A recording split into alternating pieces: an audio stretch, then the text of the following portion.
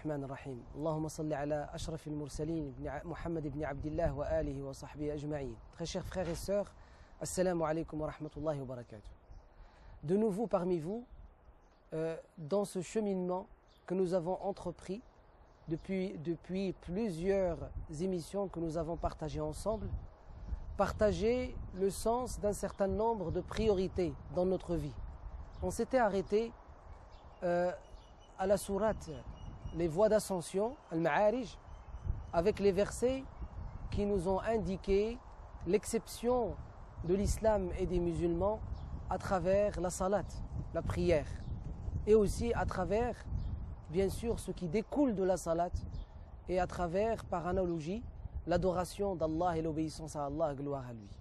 Et oui, musulman, tu es exceptionnel et tu fais exception lorsque tu es obéissant à ton Seigneur, lorsque tu es obéissant à ton Seigneur et à ton messager.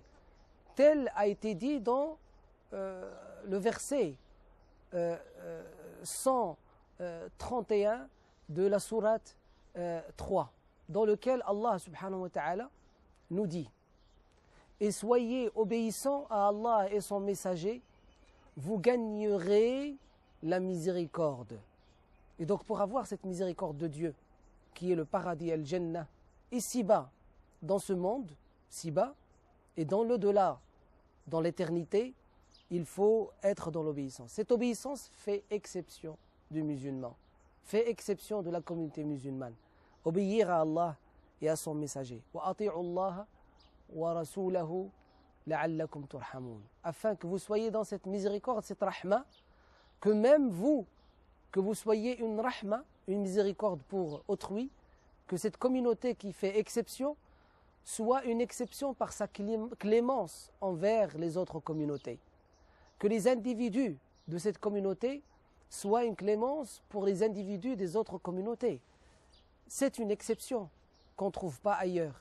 C'est ce qui fait exception du musulman et de la communauté musulmane.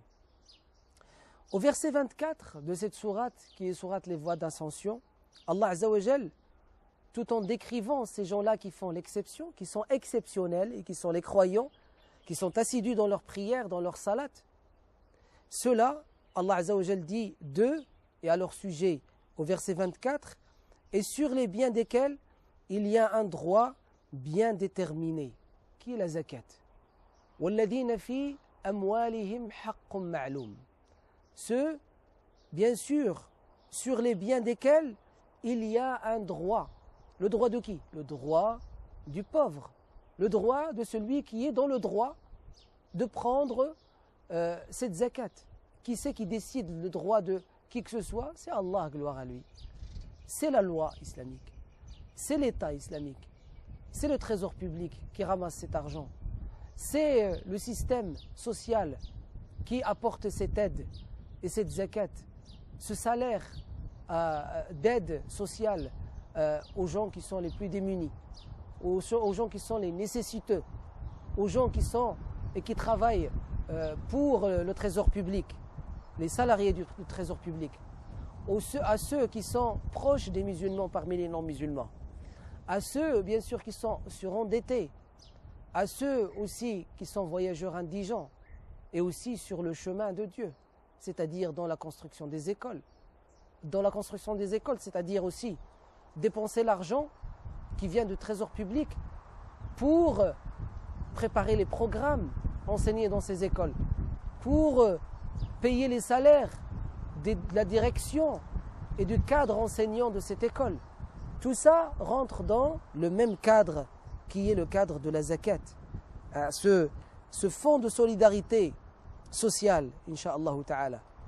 وَالَّذِينَ فِي أَمْوَالِهِمْ حَقٌّ مَعْلُومٌ لِلسَّائِلِ وَالْمَحْرُومِ. Au verset 25, Allah Azza wa Jal parle de ce droit. Il est le droit de qui? Il est le droit du mendiant et le déshérité. Le mendiant et le déshérité.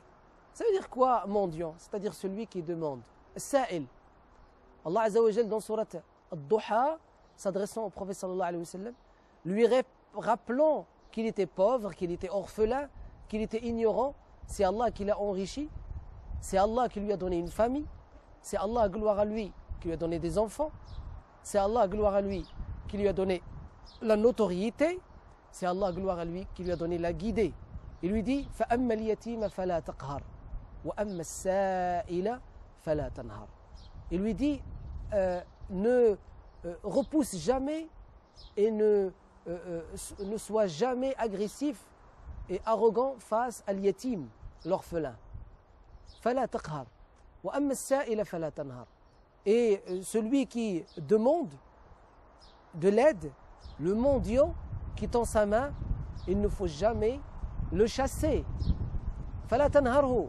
Ne le chasse pas, ne lève pas la voix sur lui, ne le regarde pas par mépris, ne fais pas les gestes de mépris face à lui, ne le repousse pas, mais au contraire, sois avec lui indulgent et sois bon vis-à-vis de lui, sois généreux, sois proche de lui. Tel a été le messager de Dieu. كَانَ مُحِبًّا لِلْفُقَرَاءِ. Il aimait les pauvres, sallallahu alayhi wa sallam, les déshérités, les plus démunis. Il disait Allahumma ihyini miskinan wa amitni miskinan wa hshurni ma'al masakin. Il disait ô Seigneur, fais que je sois une personne humble sur terre dans ma vie. Prends ma vie quand je décède en étant humble. Et ressuscite-moi le jour de la résurrection avec les gens qui sont humbles, simples, les gens qui sont modestes parmi la communauté musulmane et parmi l'humanité. Tel a été notre prophète sallallahu alayhi wa sallam, très modeste, très gentil envers ces gens-là. Il dit, gloire à lui, dans le noble Coran, et sur les biens desquels il y a un droit des déshérités, c'est-à-dire la zakat. Qui sont-ils? Les déshérités. Les déshérités, ce sont ceux qui n'ont pas de quoi vivre. Ce sont ceux qui sont dans le besoin. Ceux qui ne tendent pas la main, ils ne font pas la manche, ils ne sont pas mendiants. Quand tu les vois dans leur apparence, tu crois qu'ils vivent bien, ils n'ont pas de problème, ils n'ont pas de besoin, ils n'ont pas de soucis, ils ont la suffisance, alors qu'en réalité non. Alors qu'en réalité non. Par pudeur envers leur Seigneur, ils ne tendent pas la main à autre que Allah, leur Seigneur, gloire à lui. Al-Fuqara, les pauvres, ceux-là bien sûr, Allah Azza wa Jal les mentionne, les loue et nous montre, gloire à lui, qu'il faut bien sûr, lorsqu'on les connaît, qu'il faut les aider, qu'il faut leur donner leurs droits, mais avec discrétion, Inch'Allah ta'ala, par la grâce de notre Seigneur.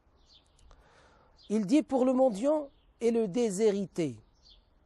Aussi, il dit à leur sujet au verset 26, et qui déclare véridique le jour de la rétribution. Et qui déclare véridique le jour de la rétribution. Vous voyez ce qui fait exception de la communauté musulmane dans son côté relationnel, c'est le fait qu'elle est à la portée du pauvre et du nécessiteux. Que les individus qui ont les moyens et qui partagent leurs biens avec les pauvres et les nécessiteux, et même les mendiants, ne le font pas avec arrogance, ne le montrent pas, ne sont pas dans la vanité et l'ostentation. Et celui qui est dans la vanité et l'ostentation, qui montre qu'il a donné, ou qui rapporte qu'il a donné, ou qui dit à autrui qu'il a donné à un pauvre, ou qui donne exprès à un pauvre devant les gens, afin que les gens disent qu'il est généreux, celui-là, bien sûr, il n'est pas sincère vis-à-vis d'Allah. Et le messager de Dieu, salut et bénédiction sur lui, nous a indiqué 3 sortes de personnes de la communauté musulmane qui seront le jour du jugement en enfer. 3, il a dit, de ma communauté. Salatun min ummati. 3 personnes, 3 situations, 3 personnes dans la communauté musulmane, 3 types de personnes dans la communauté musulmane. Le jour de la résurrection, ils seront dans l'enfer. Ils vivront le châtiment qu'Allah nous préserve. Parmi ces 3-là, il y a celui qui fait charité, celui qui fait aumône, qui donne l'aumône. Le jour du jugement, Allah s'adresse à lui. Il lui a dit, qu'as-tu fait des biens que je t'ai octroyés, de l'argent que je t'ai donné? Alors cette personne, elle dit, ô Seigneur, je l'ai donné aux pauvres pour toi. Allah lui dit non, tu mens. Les anges qui ont témoigné disent non, tu mens. Tu n'as fait cela et tu n'as donné aux pauvres que pour qu'on dise que tu étais généreux. Et les gens l'ont dit et ça t'a plu. Et donc ceci montre quoi? Ceci montre que la sincérité, c'est ça qui fait vraiment l'exception de la communauté. La sincérité fait l'exception de la communauté musulmane. Quelle exception? L'exception dans tout et surtout ici dans ce sujet, dans ce que nous avons traité, qui est la générosité et le don. Sur ce, on s'arrête incha'Allah ta'ala et on se retrouve très bientôt. Wassalamu alaykum wa rahmatullahi ta'ala wa barakatuh. Rabbil alamin. Wassalatu wassalamu ala ashrafil mursalin. Comme promis tout à l'heure, voilà que nous sommes de retour ensemble. Nous nous sommes arrêtés au verset 26, à cette déclaration d'exception qui fait l'exception de la communauté musulmane et des individus parmi les musulmans. Cette déclaration, c'est celle de déclarer véridique le jour de la rétribution. Car, qu'est-ce qui fait exception là-dessus et là-dedans? Les Juifs croient en le jour de la résurrection et la rétribution. Les chrétiens croient en le jour de la résurrection et la rétribution. Les musulmans croient en le jour de la résurrection et la rétribution. Mais qu'est-ce qui fait que cette exception, pour cette personne exceptionnelle musulmane, se fait dans ce domaine? C'est le fait de le déclarer. Ça veut dire quoi le déclarer? Le déclarer par l'action, par la crainte de Dieu, par l'espoir en Dieu. La véritable crainte et le véritable espoir. Non pas le faux espoir. La véritable crainte, c'est celle qui permet aux musulmans de s'éloigner des turpitudes et actes blâmables.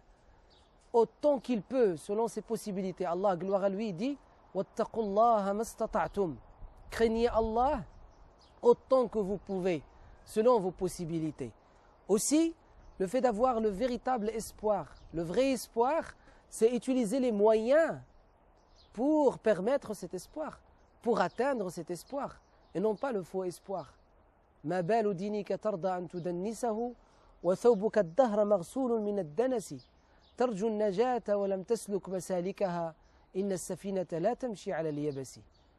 Tu crois vouloir la sauvegarde de l'enfer et tu n'utilises pas les moyens. Car utiliser les moyens, c'est purifier et rendre pure et propre ta religion. Comme tu cherches toujours à sortir de chez toi avec des habits propres et purs de toute souillure et saleté. Alors sors de chez toi, ô croyant, avec une religiosité, une islamité propre et saine, de toute idolâtrie, propre et saine, de tout mauvais comportement, propre et saine, de toute trahison, qu'Allah nous préserve, de toute fraude, qu'Allah nous préserve, de tout faux témoignage et mensonge, qu'Allah nous préserve tous. Et ceux qui déclarent véridique le jour de la rétribution. Déclarer véridique le jour de la rétribution, c'est chercher à être rétribué par le paradis ce jour-là. Et oui, le paradis, Al-Jannah. C'est ça, la volonté, le vouloir, l'espoir du musulman, c'est d'être au paradis. Alors utilisons, avec cette déclaration, utilisons quoi? Les moyens en notre possession. Allah Azza wa Jal dit de Dhul Qarnayn, thumma atba'a sababa. Puis Allah lui a indiqué son chemin et lui il a utilisé les moyens pour résider et rester toujours dans son chemin. Le verset 27 nous dit: et ceux qui craignent le châtiment de leur Seigneur. La crainte que je vous ai dit. La crainte révérentielle, elle va en parallèle avec l'espoir. On ne peut pas avoir de crainte sans espoir, ni d'espoir sans crainte. Sinon, on serait comme les peuples qui nous ont précédés. Ceux qui ont perdu le chemin, ceux qui se sont égarés ou ceux qui ont encouru la colère d'Allah. Parce qu'ils ont basé leur religiosité sur la crainte, jusqu'à ce qu'ils se sont éloignés totalement et ils ont encouru la colère d'Allah. Ceux qui ont lâché toute prescription et précepte de leur Seigneur Et ils ont vécu dans l'espoir, l'espoir, l'espoir, l'espoir, jusqu'à ce qu'ils se sont égarés du chemin. Nous voulons le droit chemin, celui grâce auquel Allah et par lequel il a comblé ceux qu'il aime, non pas le chemin de ceux qui ont encouru la colère d'Allah, ni ceux qui se sont égarés. Ihdina as-sirata al-mustaqim, sirata alladhina an'amta alayhim, ghayri al-maghdubi alayhim wa lad-dallin. Et c'est comme ça que doit vivre le musulman. On croit que ceux qui ont encouru la colère d'Allah sont uniquement dans les peuples avant Muhammad sallallahu alayhi wa sallam. Ceux qui se sont égarés sont uniquement ceux qui ont vécu avant le peuple de Muhammad sallallahu alayhi wa sallam. Au contraire, il faut savoir que si Allah le dit dans Surat al-Fatiha, sans mentionner le nom de ces peuples-là, c'est que ça peut nous toucher, nous. Et ça touche un certain nombre de musulmans. Un certain nombre de musulmans ont encouru et encourent la colère d'Allah. À cause de quoi? À cause de leur tyrannie, à cause de leur injustice, arrogance, à cause de l'associationnisme et l'idolâtrie dans leur vie, à cause de la vanité dans leur vie et l'ostentation. Et ça fait encourir la colère d'Allah sur cette personne-là. Aussi, il y en a parmi les musulmans qui se sont égarés du chemin d'Allah Azza wa Jal. Ils appliquent la salat, mais leur salat est sèche, sans vie. Elle n'agit pas dans leur vie. Alors que la salat, Allah Azza wa Jal a dit, tanha anil fahsha'i wal munkar. La salat, normalement, et toute adoration, tout culte musulman, il fait quoi? Il nous interdit de toucher aux turpitudes et aux actes blâmables. Il nous exhorte, il nous met dans une situation d'éloignement de l'acte blâmable et des turpitudes. Au verset 28, Allah Azza wa Jal dit à leur sujet, car vraiment, il n'y a nulle assurance contre le châtiment de leur Seigneur. Et ça, c'est certainement un sujet, c'est certainement un verset qui parle de quoi? De l'espoir. Et du faux espoir. Quelqu'un qui a une assurance, il est sûr qu'il ne sera pas touché par le châtiment d'Allah Azza wa Jal. Qui s'est engagé pour nous donner cette certitude? Qui est-ce qui a signé pour nous que nous irons au paradis? Et nous trouvons malheureusement parmi même ceux qui sont pratiquants et fervents dans leur pratique dans la communauté musulmane, nous trouvons un certain nombre de personnes qui vivent dans le faux espoir. Des personnes qui se croient au-dessus de tout le monde, qui regardent les gens par mépris de haut, qui s'attachent à ce qui est apparent, la tenue vestimentaire, la barbe, et qui oublient que Allah n'observe pas nos visages. Le prophète l'a dit ainsi. Ce n'est pas vos visages ni vos habits qui importent pour Allah. Ce qui importe pour Allah, c'est ce qu'il y a dans vos poitrines, c'est-à-dire le fond qui importe pour Allah. Cette crainte, ce vrai espoir, cet espoir qui me fait agir, qui me fait travailler, qui me fait réagir, qui me fait œuvrer la nuit, alors que les gens sont en train de dormir. Ces gens-là, on les trouve, ils dorment plus que le monde, plus que tout le monde. Les gens travaillent. Et ces gens-là, en général, se mettent volontairement dans le chômage, soi-disant pour ne pas travailler comme salariés chez le non-musulman, soi-disant pour pouvoir apprendre la religion, soi-disant pour faire foi et montrer qu'on est des moines et qu'on est présent, pour être présent, pour ne pas être absent dans les quartiers et la rue. Et c'est ces gens-là qu'on trouve parfois dans nos quartiers qui font les coins de rue, alors que le messager de Dieu a dit, il a interdit de faire les coins de rue, il a dit lorsque c'est nécessaire, alors observez l'éthique et la moralité de cette posture. Et ces gens-là, on trouve en général, la plupart d'entre eux c'est des jeunes, et ils ne respectent pas cette volonté, cette parole du messager de Dieu. Et il y en a parmi eux qui ne la connaissent même pas. Car en général, ces gens-là s'attachent à l'apparence et délaissent la profondeur. Ils s'attachent au dire du messager de Dieu et délaissent la biographie, le comportement qui a mis en évidence les dires du messager de Dieu et la parole d'Allah subhanahu wa ta'ala. Et donc, car vraiment, il n'y a nulle assurance contre le châtiment de leur Seigneur. Allah Azza wa Jalla a mentionné dans le noble Coran à plusieurs reprises des gens qui se sont proclamés par eux-mêmes être sauvés le jour du jugement. Et même d'autres qui se disent nous aurons le jour du jugement ce que nous voudrons. Nous aurons des enfants, nous aurons des jardins, nous aurons des biens. Allah Azza wa Jalla dans la sourate Al-Kahf donne l'exemple de deux personnes, deux voisins. Il y en a un, il a 2 jardins, c'est-à-dire 2 fermes, 2 jardins, 2 terres d'agriculture énormes et grandes. Le Seigneur a même fait couler une rivière entre ces 2 jardins. Et un autre, il est pauvre. Il a moins que celui-là. Le jardin, il en a un petit. Et les enfants, il a moins d'enfants dans le nombre que celui-là qui est riche. Alors le riche s'est pris en arrogance. Il a dit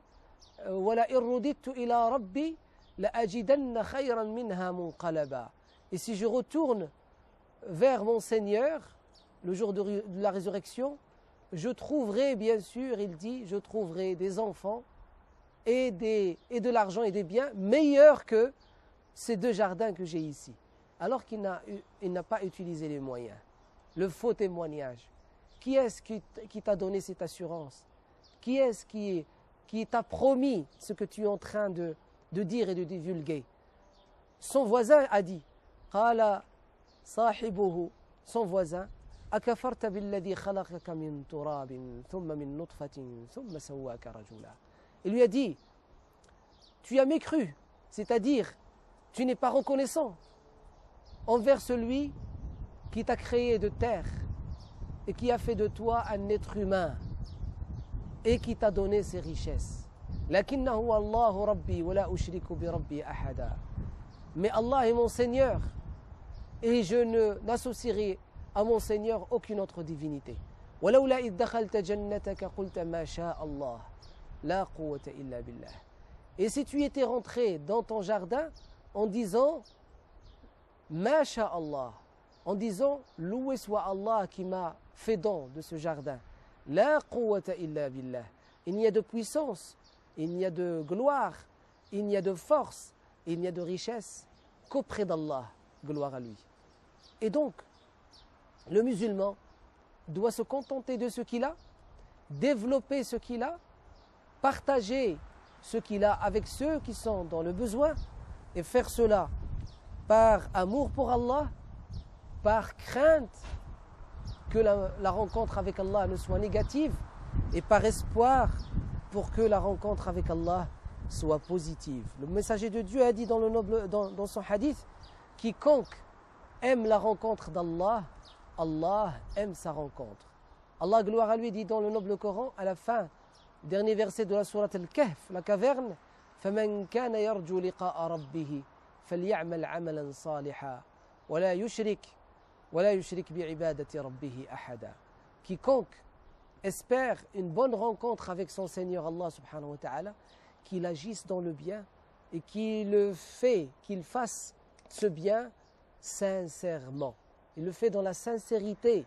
La yushrik bi rabbi ahada. Il n'associe dans son action avec son Seigneur aucune autre divinité.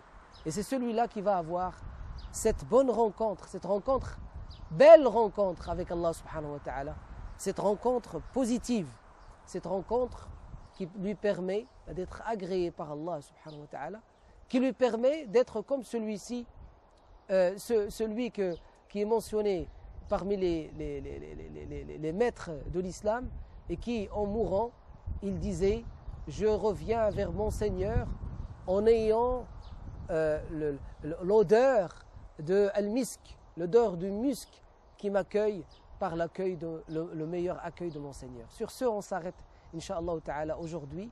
Je vous donne rendez-vous pour la prochaine fois. Wassalamu alaykum wa rahmatullahi ta'ala.